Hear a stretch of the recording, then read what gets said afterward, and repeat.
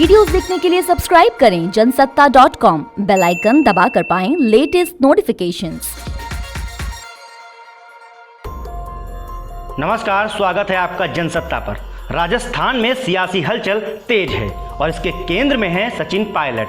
जी हां, राजस्थान के deputy CM Sachin Pilot ने बागी तेवर अख्तियार कर लिए हैं, जिसके चलते अशोक गहलोत सरकार पर संकट के बादल मंडरा रहे हैं। ऐसे में राजस्थान की राजनीति में अब मध्य प्रदेश जैसे हालात बनते हुए दिखाई दे रहे हैं। इस बीच पायलट के कांग्रेस छोड़ने और बीजेपी में शामिल होने की अटकलें भी तेज हो गई हैं। तो ऐसे में सवाल उठता है, क्या बीजेपी में जाएंगे सचिन पायलट और क्या गिर जाएगी राजस्थान की गहलोत सरकार? आइए जानते हैं इन्हीं सब सवालों के जवाब इस रिपोर्ट में।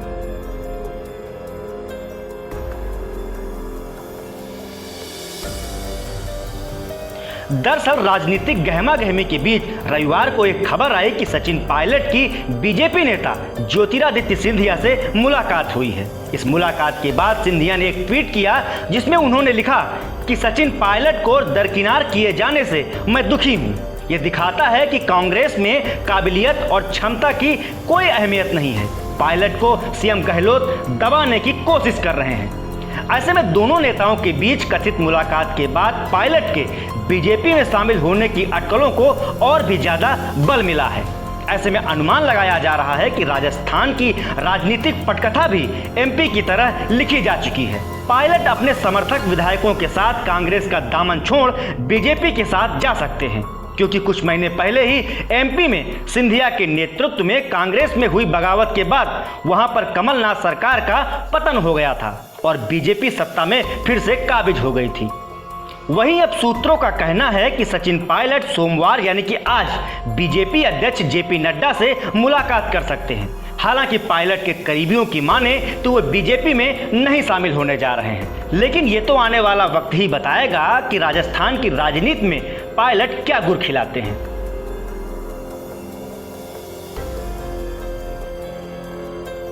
आपको बता दें कि अगर सचिन पायलट बीजेपी का दामन थामते हैं तो वह राजस्थान की अशोक गहलोत सरकार के लिए एक बड़ा झटका साबित होगा, क्योंकि सरकार बहुमत के आंकड़े से दूर हो जाएगी और सरकार गिरना भी तय हो जाएगा। क्योंकि सचिन पायलट का दावा है कि उनके साथ 30 विधायकों का समर्थन है।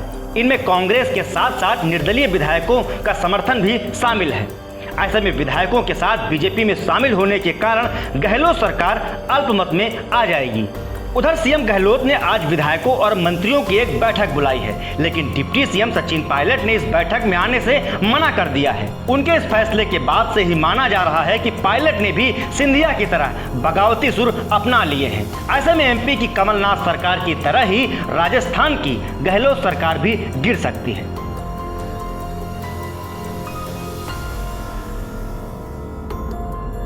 दरअसल राजस्थान विधानसभा में फिलहाल कांग्रेस के 107 विधायक हैं। इसके अलावा उनके पास निर्दलीय और कुछ अन्य छोटे दलों के विधायकों का भी समर्थन हासिल है।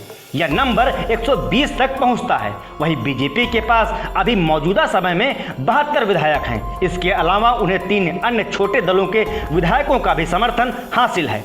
हालांकि संख्या बल के लिहाज से राजस्थान कांग्रेस के लिए काफी मजबूत है, लेकिन पायलट खेमा लगभग 30 विधायकों के समर्थन का दावा कर रहा है और इससे गहलोत सरकार का संकट बढ़ सकता है।